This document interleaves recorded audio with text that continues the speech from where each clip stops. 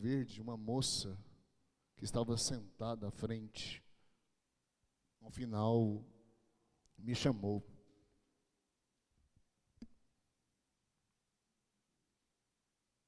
E ela disse para mim assim, que mensagem é essa que nós estamos ouvindo? Como pode isso? Nós estávamos na TV Anguera, de Rio Verde, ao vivo, ao meio-dia. Nós terminamos o programa da TV naquele dia, com um dos nossos personagens, dos nossos atores, dançando para a cidade de Rio Verde. A audiência da TV Anguera em Rio Verde é quase que 100%. As casas todas recebem aquela mensagem. Nós falamos do projeto para pessoas numa cidade inteira. Gente que nos procurou dizendo, essa mensagem precisa ser anunciada. A mensagem da cruz. A mensagem do Evangelho que pode libertar pessoas. Sabe por quê, irmãos? Porque tem inúmeras pessoas em muitos lugares sofrendo. É interessante que nós chegamos com uma mensagem como essa daqui, para falar de suicídio, para falar de violência doméstica, para falar de abuso sexual, para falar de aborto, mas poucos de nós sabemos que entre a juventude da nossa cidade, há uma porcentagem muito grande de adolescentes que se cortam.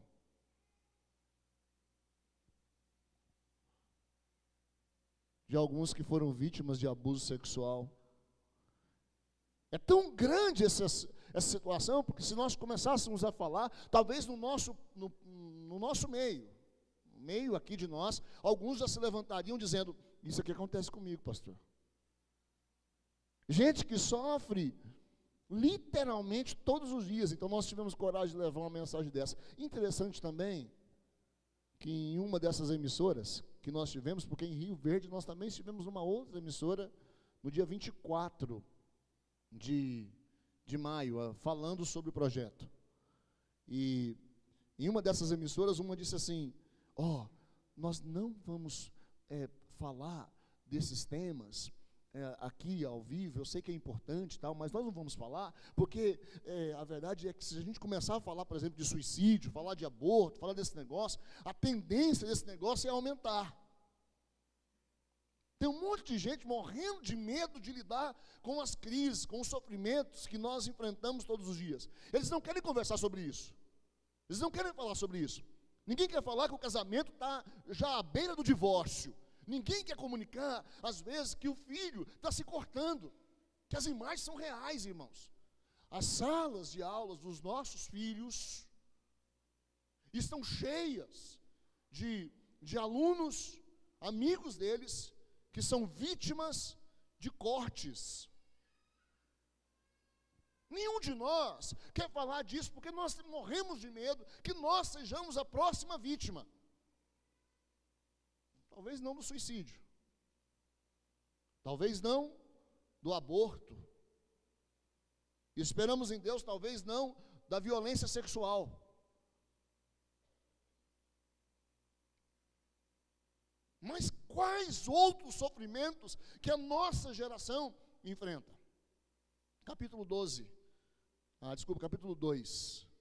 Não, capítulo 12 mesmo. De 2 Coríntios, versículo de 1 a 10. 2 Coríntios 12, de 1 a 10. Nós vamos ler. Vamos juntos, todos. O texto está sendo projetado. Leamos. É necessário que eu continue a gloriar-me com isso. Vamos juntos? Ainda que eu não ganhe nada com isso, passarei as visões e revelações do Senhor. Conheço um homem em Cristo que há 14 anos foi arrebatado ao terceiro céu. Se foi no corpo ou fora do corpo, não sei. Deus o sabe. E sei que esse homem, se no corpo ou fora do corpo, não sei, mas Deus o sabe. foi arrebatado ao paraíso e ouviu coisas indizíveis, coisas que ao homem não é permitido falar. Versículo 5.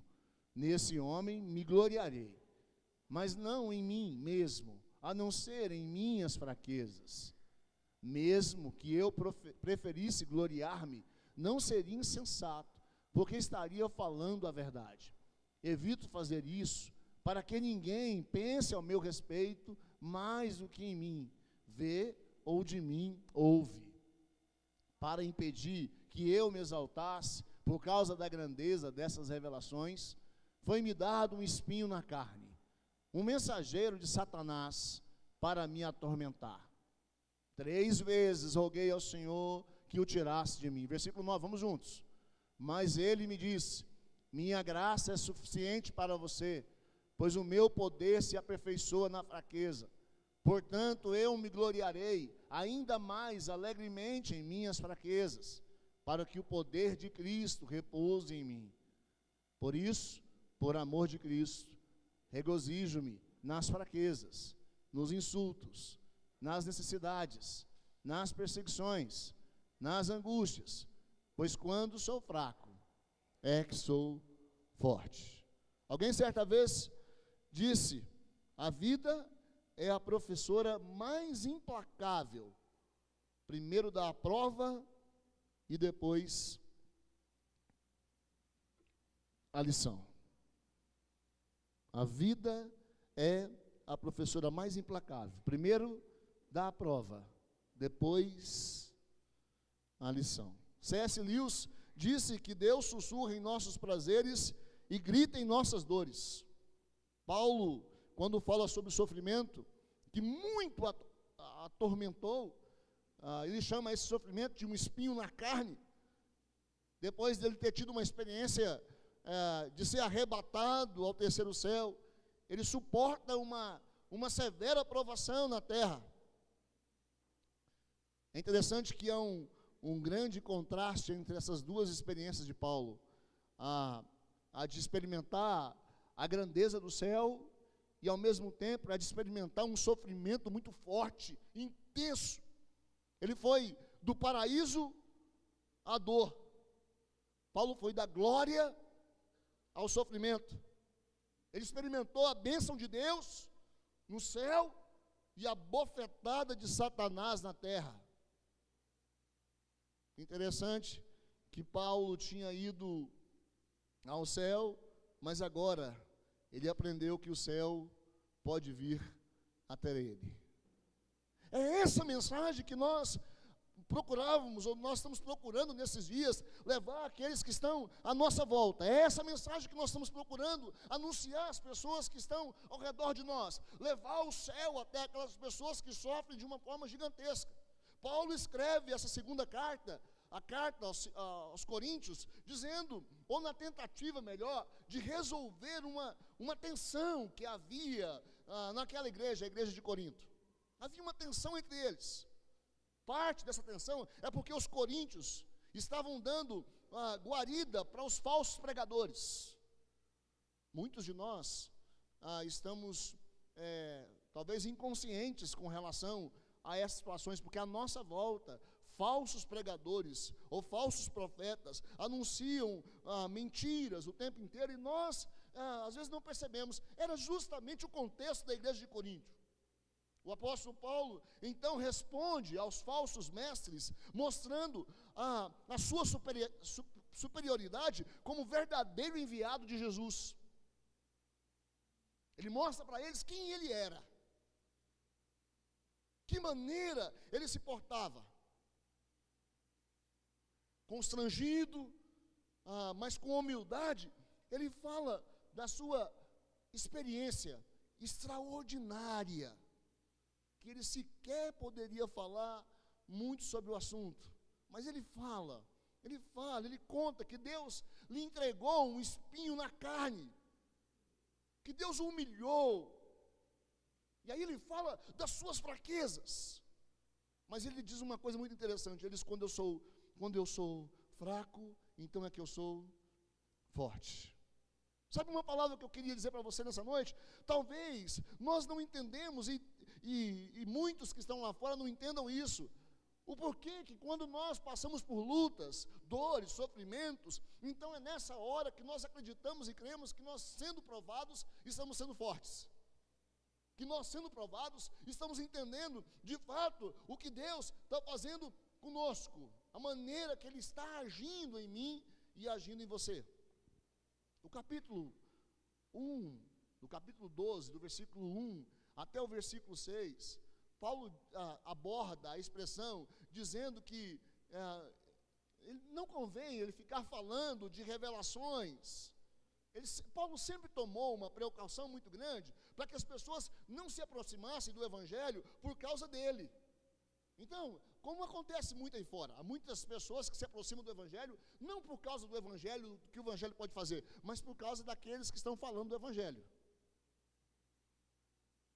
Então Paulo toma esse cuidado, ele mostra o Cristo crucificado. Interessante que enquanto nós anunciávamos o Cristo crucificado nessas andanças do musical aí pela cidade, aqui em Goiânia, lá em Rio Verde, enquanto nós falávamos do Cristo crucificado, as pessoas olhavam para aquela cruz. Há uma cena no musical, onde o Cristo carrega a sua cruz. Essa cena causou muita comoção nas pessoas, porque as pessoas não estão acostumadas a ouvir um evangelho que fala da cruz, do poder da cruz, do Cristo crucificado. Elas estão muito acostumadas a ouvir um evangelho que fala das coisas que elas querem ouvir, daquilo que satisfazem as suas necessidades. Paulo diz que não convém ao ministro gloriar em determinadas coisas, mesmo que verdadeiras. Mas ele diz, nós devemos nos preocupar em não fazer discípulos de nós mesmos, mas discípulos de Jesus. Sabe qual é a nossa intenção? Quando nós falamos, quando nós anunciamos, e quando eu tenho dito para essa moçada aí, que essa realidade do Evangelho, essa realidade das palavras do Evangelho, precisa entrar neles, é para que eles entendam que eles são agentes do reino onde eles entram. Muitos coleguinhas ouviram e assistiram a essa mensagem. Nós precisamos fazer discípulos de Jesus, e Paulo está preocupado com isso. O texto bíblico lá, volta essa imagem um pouquinho aí, por favor, ainda não põe ela não, daqui a pouco. Interessante que a revelação de Paulo havia ocorrido 14 anos antes. 14 anos, o texto fala disso. Lá no versículo 2, 3, Paulo está falando dessas coisas. Ele fala mais uma vez, anunciando e tentando tirar a glória de si mesmo. Então Paulo também fala de si mesmo na terceira pessoa. Ele mostra humildade, relutância. Ele tira os holofotes dele e traz os holofotes para Jesus. Sabe, uma mensagem que nós não podemos deixar de anunciar nesses dias é que o Cristo ressurreto traz esperança para aqueles que nele creem. Então, ele vai ali anunciando as verdades do Evangelho, revelando as verdades do Evangelho. Paulo não sai contando a sua experiência como troféu, como existe muita gente tentando trazer o troféu para si mesmos. Irmãos, nós não vamos ao sertão, levar a experiência para o sertão, não porque nós somos os melhores, não porque nós temos possibilidade de levantar muitos frutos, não porque nós temos possibilidade de arrecadar muitos alimentos, não porque nós vamos distribuir 25 mil refeições. Nós não queremos estar na mídia porque existe em nós um poder, uma força de trabalho. Nada disso. Nós queremos anunciar o Cristo ressurreto. É isso que vale a pena. Contudo, em todos os lugares que nós entramos, quando você fala assim, nós somos um grupo cristão, as portas começam a se fechar. As portas começam a se fechar. Então nós temos que ir com cuidado, falando do amor de Jesus, colocando a posição sempre de Cristo em primeiro lugar, tentando nos apagar, para que os holofotes então se voltem para o Cristo ressurreto. Paulo está tão convicto disso, mas ao mesmo tempo sofrendo tanto, que o versículo 7 fala que ele tinha um espinho na carne. Então quando ele volta da presença dos anjos, é muito interessante que existe um anjo do diabo, esbofeteando. Ele fala de uma aflição física, mas ele fala também de uma aflição de natureza espiritual. É muito interessante quando nós lemos o texto, nós sabemos que era alguma coisa tremendamente dolorosa. A palavra de Paulo para isso é espinho. E quando nós lemos essa palavra no original, nós temos a ideia de algumas estacas sendo introduzidas dentro do corpo. Isso acontecia com os condenados naqueles dias. Os condenados era como se eles tivessem uns espinhos enfiando no corpo, e aquela morte, através daquele espinho, era venenosa, era uma morte agonizante, era uma morte violenta, era um empalamento. E Paulo diz que esse espinho na carne já estava ali atormentando ele há 14 anos. Deixa eu te perguntar uma coisa: há quanto tempo o seu sofrimento está durando? Há quanto tempo você tem dito: Deus, eu não aguento mais esse sofrimento, eu não aguento mais essa dor, eu não aguento mais essa luta? Então Paulo fala desse espinho. A segunda coisa que Paulo fala é que nós podemos perceber que aquele espinho na carne era para ele humilhante, era um mensageiro de Satanás, que foi mandado para esbofetear. Essa faz uma referência a um tapa. Eu não vou fazer isso com nenhum dos irmãos, mas é como se eu chegasse você de costas e pegasse uma mão bem aberta e chegasse, pá! Um tapa nas costas, e aquela mão ficasse impregnada nas costas, bem vermelha, as marcas das mãos nas costas do sujeito. É essa a referência. Paulo está dizendo que esse anjo do diabo, esse mensageiro de Satanás, foi enviado para esbofetear, como se fosse um tapa bem forte e violento nas costas. Terceiro, Paulo nos faz perceber que Satanás fazia parte desse sofrimento. Era uma ação maligna. Tinha como objetivo produzir dor, humilhação ao apóstolo Paulo. Se era assim com ele, imagine conosco. Quantas lutas nós passamos e enfrentamos. A quarta coisa que aprendemos é que quem estava por trás de tudo isso era Deus. Porque Deus não perdeu o controle das ações da nossa vida. Deus não perdeu o controle das dificuldades que você passa. Deus não perdeu o controle na casa da Thaís, quando Diogo enfrenta dias difíceis. Deus não perdeu o controle da minha casa e da casa do Jean, quando nós perdemos os nossos filhos.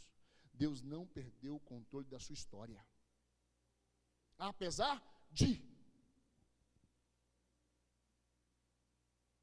Ponto interessante é que nós podemos ver que o propósito de Deus era que Paulo não se exaltasse. É muito interessante quando eu leio esse texto, porque qual foi a primeira reação? O versículo 8 fala disso. Coloca o versículo 8 para mim, do texto. O versículo 8 fala disso. A primeira reação quanto ao espinho: 3 vezes roguei ao Senhor que o tirasse de mim. O que significa esse roguei ao Senhor? Pedir. Orei 3 vezes. A reação de Paulo foi natural diante da dor e do sofrimento. Ele orou por 3 vezes. Não é errado pedir a Deus, irmãos, para que Ele tire o sofrimento de nós, o sofrimento, a dor, a humilhação. Mas o problema é que existe um falso evangelho que diz que a vontade de Deus sempre é fazer você se sentir bem, te fazer feliz, que crente não tem dor, que crente não tem sofrimento, que crente não passa por lutas. Contudo, é muito interessante aprender que Deus nem sempre responde da maneira que você está achando. O silêncio de Deus também é uma resposta, entenda isso no nome de Jesus. Às vezes Ele está em silêncio, mas Ele quer que você espere. É preciso às vezes mais fé, para dizer: seja feita a tua vontade, do que dar ordem para Deus: faça isso, faça desse jeito, faça dessa forma. O versículo 9, Deus respondeu a Paulo dizendo, versículo 9, põe lá de novo, por favor. Mas ele me disse, minha graça é suficiente para, ou a minha graça te basta. A minha graça te basta. Porque o seu poder se aperfeiçoa na fraqueza. Que loucura! Você descobrir que o poder de Deus se aperfeiçoa na sua vida na fraqueza. Um grande amigo perdeu o irmão no infarto. O irmãozaço dele. O irmão estava trabalhando. E trabalhando pesado ali, no dia a dia. E que interessante para aquele meu amigo dizer para mim assim, eu não quero mais saber desse Deus. Porque ele tirou de mim o meu irmão. E que interessante ao mesmo tempo, poder dizer para aquele rapaz assim, ora, o poder de Deus se aperfeiçoa na sua vida, no momento da fraqueza, no momento da luta, o poder de Deus se aperfeiçoa em você. Sabe, irmãos, a intenção de Deus não é nos fazer grandes, fortes, poderosos, mas a intenção de Deus é te fazer fiel. A intenção de Deus em todos os momentos é te fazer fiel. É que você pare e pense. É que você analise a si mesmo. A compreensão na sua vida de que Deus tem propósito para você.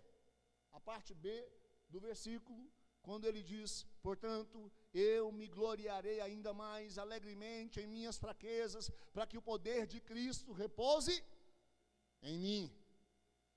Eu vou esperar em Deus. A compreensão que Paulo tem é que o pastor bem-sucedido não é aquele que tem bens, posses ou reconhecimento. O homem bem-sucedido não é aquele que está tudo mil maravilhas para ele. O homem bem-sucedido não é aquele que as coisas estão indo cada vez melhores. Mas alguém que permanece fiel diante de Deus. Esse é o homem bem-sucedido. O homem bem-sucedido é aquele que permanece fiel diante de Deus. Muitos querem o poder de Deus para realizar o seu ministério, pensam que a aquisição desse poder está relacionado a determinados rituais. Mas sabe, irmãos, só há um caminho. Esse caminho é o Senhor. Esse é o contexto da revelação de Paulo no capítulo 12, quando ele diz que tinha um espinho na carne, enfiando todos os dias nele e fazendo lembrar das suas dores, dos seus sofrimentos. Eu quero trazer algumas lições de sofrimentos nessa noite. Algumas lições que nós tiramos do sofrimento. Agora eu quero aquela imagem. Para que os irmãos entendam aonde eu cheguei. Essa família que está na imagem, que vai aparecer agora aí, é uma família do sertão nordestino. Esse homem que está sentado no chão, com a perna exposta, é uma casa que nós visitamos no sertão nordestino no ano de 2017. Eu fiquei sabendo que tinha uma casa onde tinha os meninos nus, casa dos meninos nus, e eu quis visitar aquela casa. Nós chegamos na casa e nós encontramos esse quartinho, onde tem essa cama, essas cadeiras e essa geladeira que servia como uma estante, como um armário. Ela não podia ser ligada. Nessa cama que tem essa bacia em cima, era a cama que aquelas pessoas dormiam. Esse homem, que estava com uma ferida enorme na perna, e essa menina que está de costas, para ele é uma estudante de medicina, ela pode fazer um curativo na perna desse homem. Esse homem, juntamente com a sua irmã, são os pais de 3 filhos. Os 2 irmãos, pais de 3 filhos. 2 deles, que não estão aí nas imagens, são deficientes mental. Eles dormiam nessa mesma cama, os 5 juntos. Era impossível, quando nós entramos dentro desse ambiente, que tinha mais ou menos uns 4 metros quadrados, uma casa cedida, emprestada por alguém daquela região para essa família.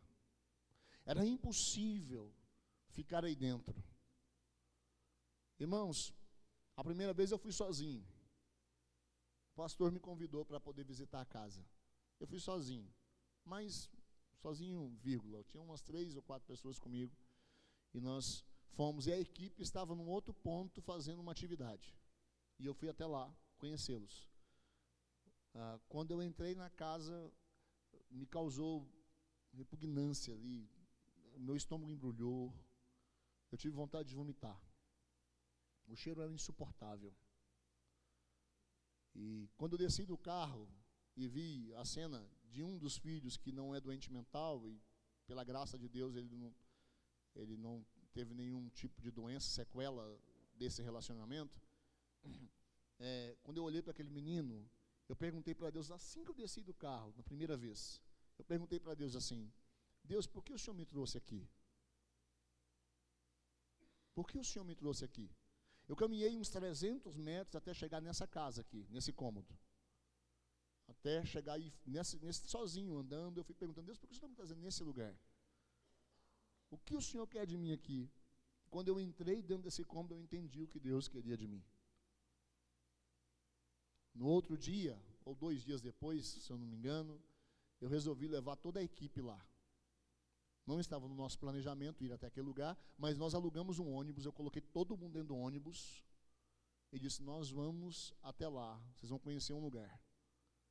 Eu queria que os meninos vissem e entendessem tamanha era a miséria espiritual e o que o pecado, o sofrimento, a dor faz na vida de pessoas. Pobreza, miséria, dor, sofrimento. Era assim na casa desse pessoal aí. Como isso tudo terminou? Para essa família, talvez um pouco melhor. Nós conseguimos, em meio ao sertão, reformar uma casa da qual eles tinham, contudo, só estavam as paredes levantadas. Nós conseguimos terminar de levantar as paredes, conseguimos colocar o telhado, conseguimos colocar um contrapiso, conseguimos colocar portas na casa, conseguimos dar um pouco de dignidade para essa família.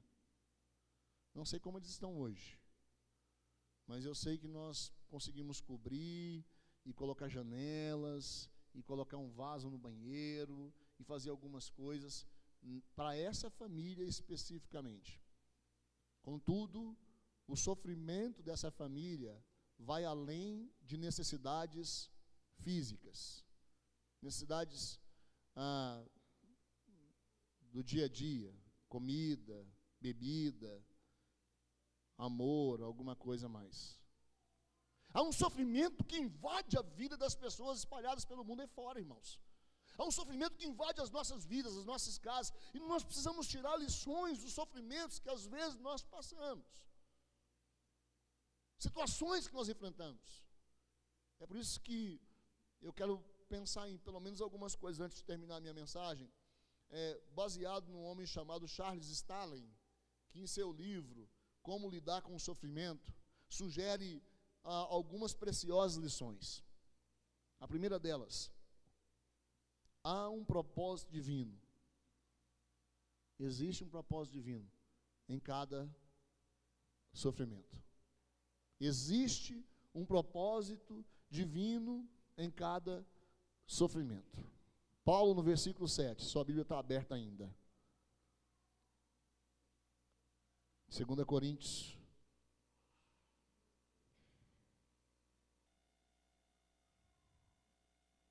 12, versículo 7. Ele diz assim: e para que não me ensoberbecesse com a grandeza das revelações, foi-me posto um espinho na carne, mensageiro de Satanás, para me esbofetear, a fim de que eu não me exalte. Deus tem um propósito divino em cada sofrimento. Há um propósito de Deus para a sua vida, para a sua história.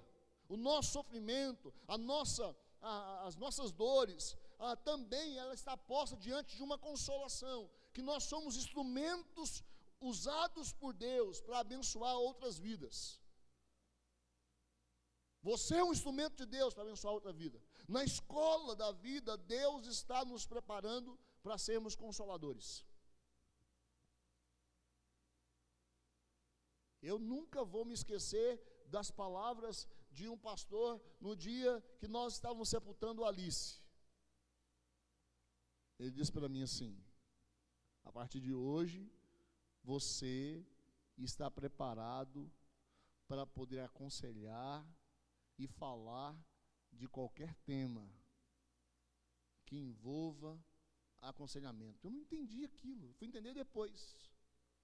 Como Deus nos aperfeiçoava em meio à fraqueza. Jó morreu sem jamais saber por que sofreu, irmãos. Paulo rogou ao Senhor 3 vezes antes de receber a resposta. E o que Paulo aprendeu é que nós também precisamos aprender que Deus não remove o espinho. E por que Ele não remove o espinho? Porque tem uma razão. Deus não permite que soframos só por sofrer. Sempre há um propósito. E esse propósito é de que nós não nos ensoberbamos. Eu estou dizendo isso essa noite para que você entenda que o seu sofrimento não é o pior de todos, assim como o sofrimento daquela família que eu mostrei agora há pouco, não é o pior de todos. Mas Deus tem um propósito em meio ao sofrimento. Segundo lugar, é possível que Deus resolva revelar-nos o propósito do nosso sofrimento. É possível que Deus resolva revelar o propósito do nosso sofrimento. No caso de Paulo, Deus decidiu revelar-lhe a razão do seu espinho. Qual era? Paulo, não fique orgulhoso. Não fique orgulhoso. Não fique orgulhoso, Paulo. Quando Paulo orou, nem perguntou do que estava sofrendo, apenas ele pediu a remoção do sofrimento. E não é raro, irmãos, Deus revelar as razões do sofrimento. Ele revelou a Moisés a razão, porque não lhe seria permitido entrar na terra prometida, por exemplo. Ele disse a Josué, porque ele e seu exército haviam sido derrotados em Ai. Um exemplo. O nosso sofrimento tem por finalidade nos humilhar, nos aperfeiçoar, nos burilar e nos usar. Quando nós entramos em casas do sertão, por exemplo, e quando nós chegamos numa casa para dar a alguém alguma coisa, um alimento que seja, uma roupa doada que seja, nós levamos para aquelas pessoas esperança, está certo, mas também nós falamos a realidade do sofrimento.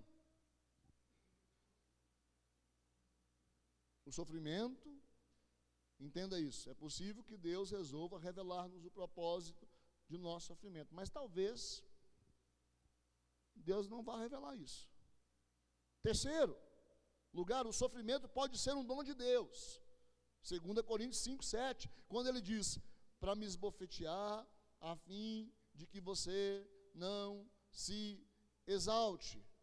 Nós temos a tendência de pensar que sofrimento é algo que Deus faz contra nós e não por nós. Jacó disse assim, tendes me privado de filhos. José já não existe, Simeão não está aqui, e você vai levar Benjamim. Todas essas coisas me sobrevêm. Gênesis 42, versículo 36. Jacó está carrancudo diante de Deus. E ele está dizendo, o Senhor vai levar o meu filho, o meu querido Benjamim. O Senhor está trabalhando em meu desfavor. Quantas vezes em meia dor nós pensamos isso? O espinho de Paulo era uma dádiva. Através daquele incômodo, Deus o protegeu daquilo que ele mais temia: ser desqualificado espiritualmente. Quarto e penúltimo lugar, Deus nos conforta em nossa adversidade. Anota isso. Deus te confortará em sua adversidade. A resposta que Deus deu a Paulo não era a que ele esperava, nem a que ele queria, mas era a resposta que ele precisava. Ouça a voz de Deus. A resposta que nós queremos ouvir, às vezes não é aquela que nós queremos, mas é aquela que nós precisamos. Deus está no controle de sua vida. Deus opera com eficácia. Nós precisamos compreender que Deus está conosco no controle de toda e qualquer situação. É por isso que eu citei os caminhoneiros nesses dias. O quanto as pessoas ficaram desesperadas. Talvez você tenha sido um daqueles que foi para a fila com um galão na mão. Eu preciso guardar a gasolininha. Sei o que vai acontecer amanhã? E se eu tiver que andar amanhã vários quilômetros a pé? Então eu preciso fazer alguma coisa. Talvez você tenha sido um daqueles que estocaram alimento. Porque você pensou assim, vai acabar todo o alimento. Teve muita gente que estocou alimento. Esconderam o alimento. Na casa dos meninos nus, nós fomos limpando tudo. No outro dia nós começamos a entrar, arrancar as coisas, limpar lá dentro e dar uma geral naquele cômodo. Antes deles mudarem para outra casa, nós limpamos aquilo tudo, trocamos os lençóis da cama, fizemos uma limpeza. Mas à medida que nós íamos limpando, tinha tanta comida escondida, podre, estragada. Porque o medo de passar fome e a falta de consciência de provisão faziam aquelas pessoas agirem daquele jeito. Mas engraçado que muitos de nós não estamos agindo diferentemente do que aquelas pessoas. Alguns de nós somos ainda muito mais pobres do que eles. Porque temos tanto medo, irmãos, de que Deus pode perder o controle. Eu queria dizer para você nessa noite, Deus é soberano, Deus é bom, Deus é fiel. Jó entendeu isso, quando ele diz, eu sei que tudo podes, e que nenhum dos seus planos, seus desígnios pode ser frustrado. Vou dizer uma coisa para você, Deus não perdeu o controle do seu casamento. Vou dizer uma coisa para você, Deus não perdeu o controle da vida dos seus filhos. Deus não perdeu o controle da sua história. Deus não perdeu o controle da sua vida. Em todo o tempo, Ele age por nós.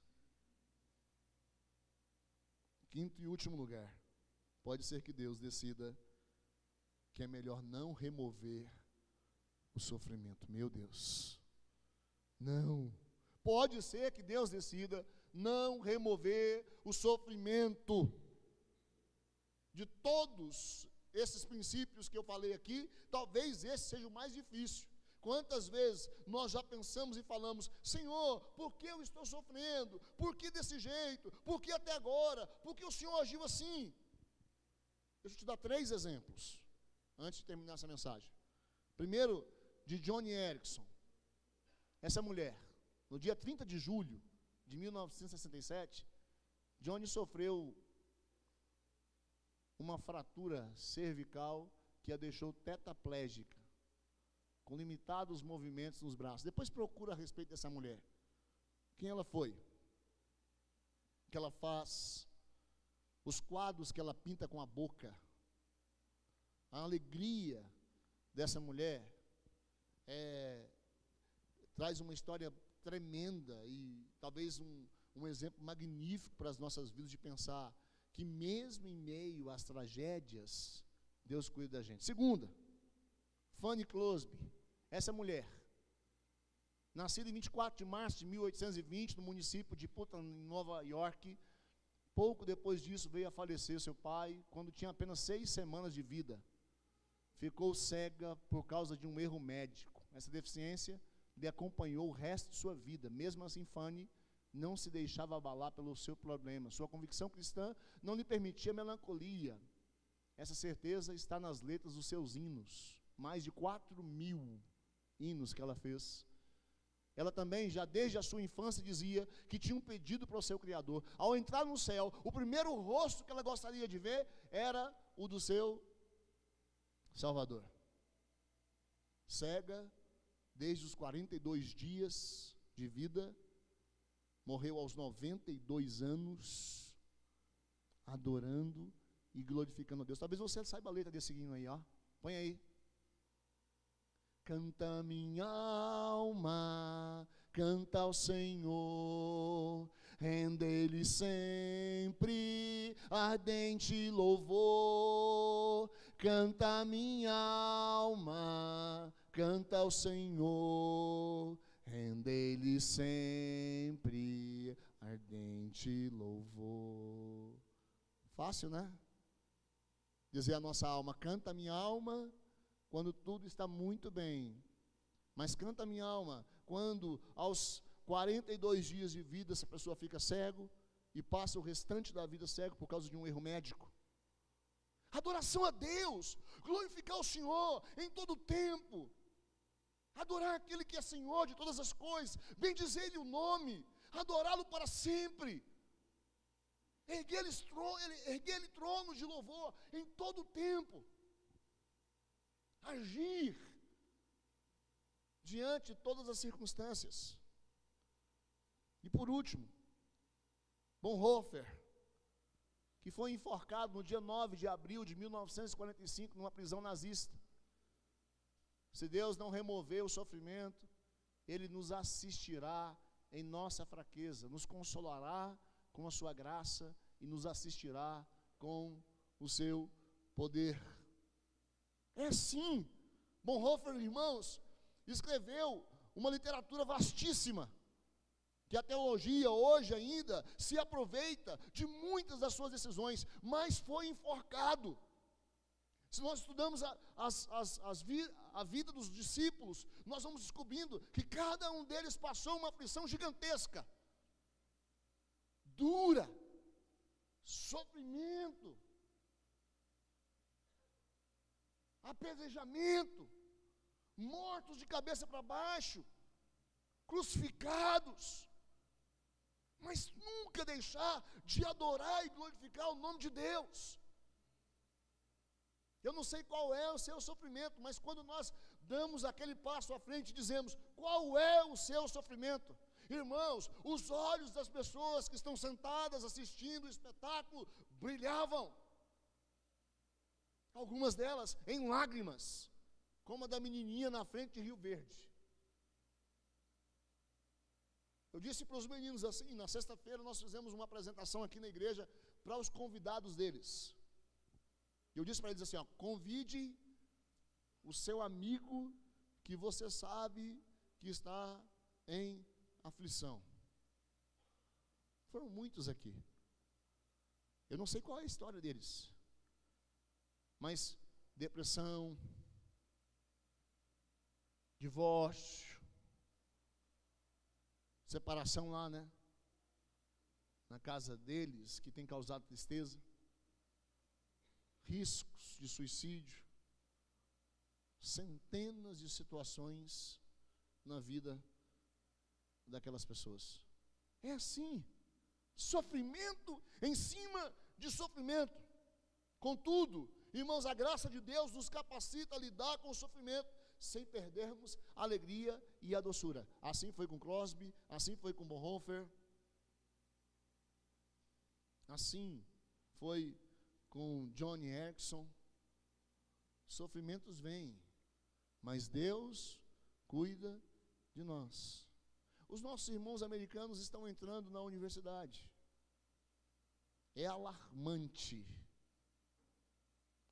como esses jovens estão sofrendo. Irmãos, deixa eu dizer uma coisa para você. Eu tenho acompanhado as stories dos nossos jovens,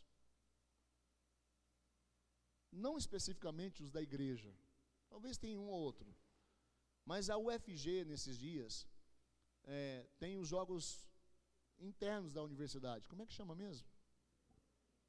Inter UFG. É alarmante o que nós vemos nas imagens.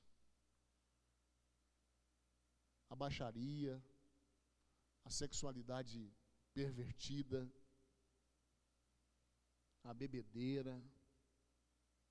Sabe o que eu estou pensando? Se agora, em 2018, está assim, o que será daqui mais 15 anos, quando o Felipe, por exemplo, já estiver cursando o seu curso numa dessas universidades?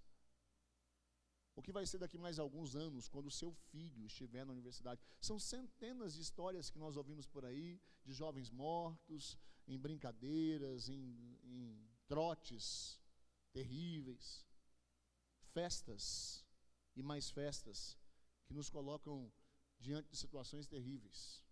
Se nós não pregarmos o Cristo que nos aperfeiçoa em meio à fraqueza, nós estamos perdidos. Por isso, a mensagem da cruz é loucura para algumas pessoas. É por isso que quando essa mensagem é pregada e anunciada, elas são de repente tomadas por uma situação muitas vezes até incontrolável.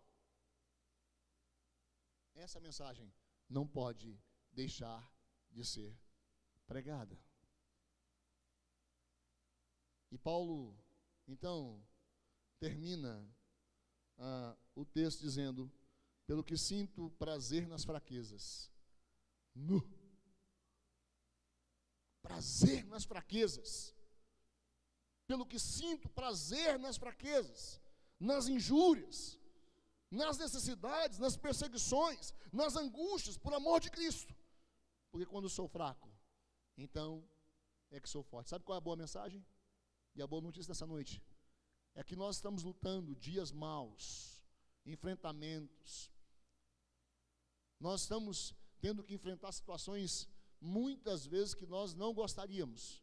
Mas nesses dias, Deus tem nos aperfeiçoado.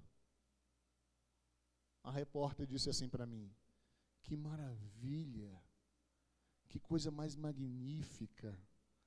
Como que jovens podem anunciar essa mensagem desse jeito? A outra da TV Anguera, nos primeiros dias, quando nós anunciávamos aqui atrás a confecção do Pariaforme, disse para mim assim: eu quero estar lá no dia que vocês forem fazer esse negócio, que coisa mais maravilhosa. O repórter lá de Rio Verde, era ao vivo, nós ficamos quase 20 minutos com ele o tempo inteiro, e no intervalo ele dizia: que coisa maravilhosa isso que vocês estão fazendo, papapá. E quando voltava a cena, ele dizia: nossa, que isso é maravilhoso demais, a ponto de no final, quando nós fomos gravar uma última parte para passar no VT da noite, alguém falou com ele: ó, para de ficar falando que esse negócio é maravilhoso, você já falou demais. Ele confessou para a gente, ontem ele estava falando no telefone, o chefe estava dando bronca no telefone. Você já falou demais que esse negócio. Irmãos, a mensagem da cruz é poderosa. É poderosa, é linda. A mensagem da cruz é maravilhosa. Mortos, os meninos estavam cansados. Na quinta-feira à noite, eles já estavam quase entregando os pontos. Todos eles. Mas quando aquela música ecoava, e quando tinha que dançar aquele negócio, parece que a energia se renovava dentro deles. Porque é essa mensagem que nós queremos pregar. A mensagem da cruz é poderosa demais.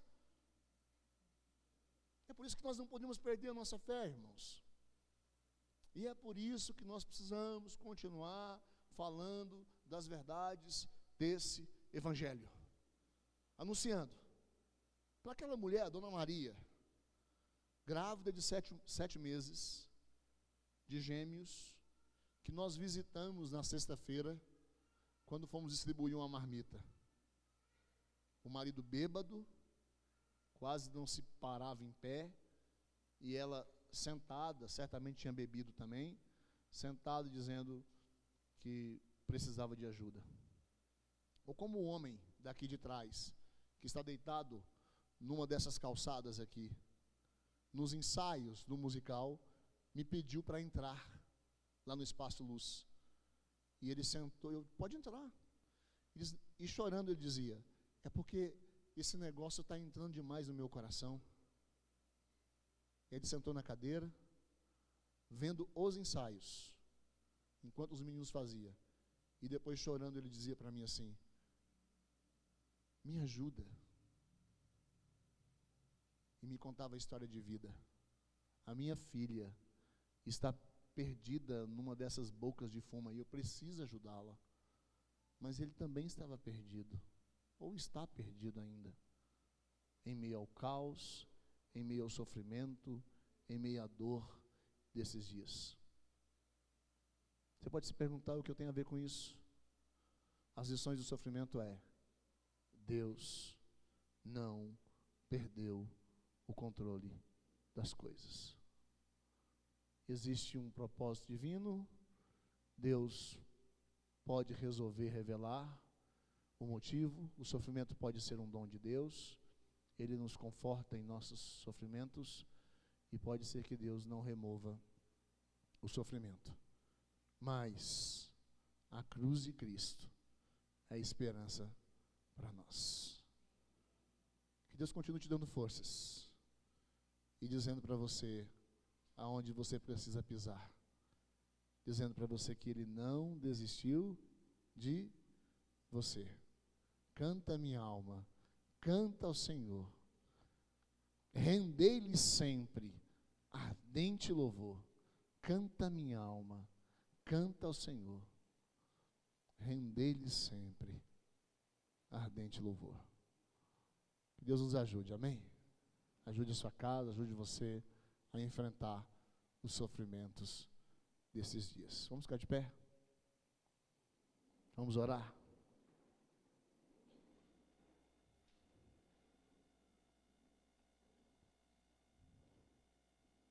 A vida é a professora mais implacável. Primeiro dá a prova e depois a lição. Mas sabe de uma coisa, Deus sussurra em nossos prazeres, mas Ele grita em nossas dores. Deus está cuidando de você. Deus está te livrando. Deus sabe das suas necessidades, amém? Deus sabe dos seus gritos. Deus conhece as suas dores. Deus ama você. Deus não desistiu do seu casamento. Não desistiu dos seus filhos. Não desistiu da sua saúde. Deus não desistiu das suas dores. Deus não desistiu da sua vida econômica. Está tudo de cabeça para baixo, pastor. Quantas lágrimas você já escorreu nesses dias? Deus não desistiu de você. Pelo contrário, o poder se aperfeiçoa na fraqueza. O poder se aperfeiçoa na fraqueza. Feche seus olhos, vamos orar.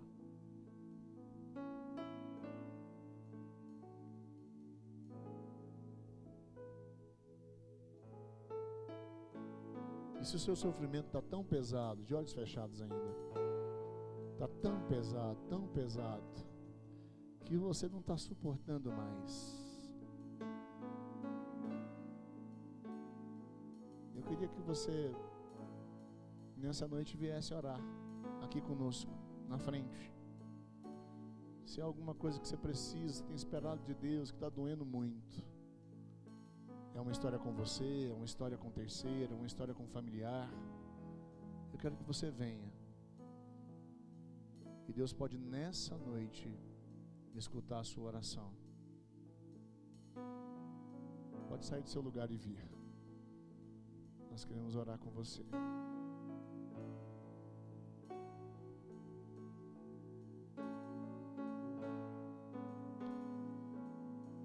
O sofrimento é intenso, a dor é intensa, mas o Deus que tudo pode, o Deus que tudo vê, intercede por você em meio às fraquezas. Ele aperfeiçoa nessa noite e te fortalece. Ele te estende a mão e age. Ele cuida da sua história. Qual é o seu sofrimento? O Senhor sabe. A resposta vem no nome de Jesus.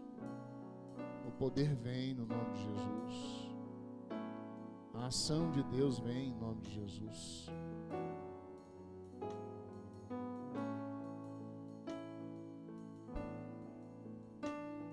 Senhor, nós levantamos a nossa voz em oração. Nós sabemos que todas as coisas, ó Deus, estão debaixo do controle do Senhor. Nada acontece se não for, Deus amado, debaixo da tua vontade. E nós sabemos, Pai, que o Senhor tem o controle sobre todas as coisas. Alguns de nós estamos em lágrimas há dias. Oh Deus, só as madrugadas podem dizer, Pai, aquilo que nós temos enfrentado e passado. Mas o apóstolo Paulo diz que foi-lhe posto um espinho na carne, ó Deus amado. E pode ser, Senhor Deus amado, que esse espinho está aí há muitos anos. No caso de Paulo, o texto bíblico nos diz que há 14 anos ele enfrentava aquele sofrimento intenso, atormentando, esbofeteando, enfincando no seu corpo, causando dores terríveis. Alguns de nós, Pai, enfrentamos lutas intermináveis. Mas há algo, Deus amado, tão sensacional, que Paulo diz, Pai, que aquele sofrimento foi-lhe posto para que ele não se orgulhasse. Mas há algo sensacional que ele diz que, ó Deus amado, quando ele estava muito fraco, então é que ele estava forte. Fortaleça as nossas vidas, fortaleça a nossa história, fortaleça a nossa casa, fortaleça, Deus amado, aquilo que temos feito. Nós não percamos a fé no Senhor. A pergunta de qual é o seu sofrimento, possa Deus trazer para nós esperança. E para milhares que estão à nossa volta, Senhor, esperança em dias difíceis. Que nós, ó Deus amado, entendamos que o Senhor cuida de nós em meio às fraquezas. Fortalece a tua igreja, Pai. Fortalece a tua igreja, para que ela, ó Deus, se fortaleça a cada dia mais. Sejamos um corpo forte, ó Deus, a confiar no Senhor em todo tempo.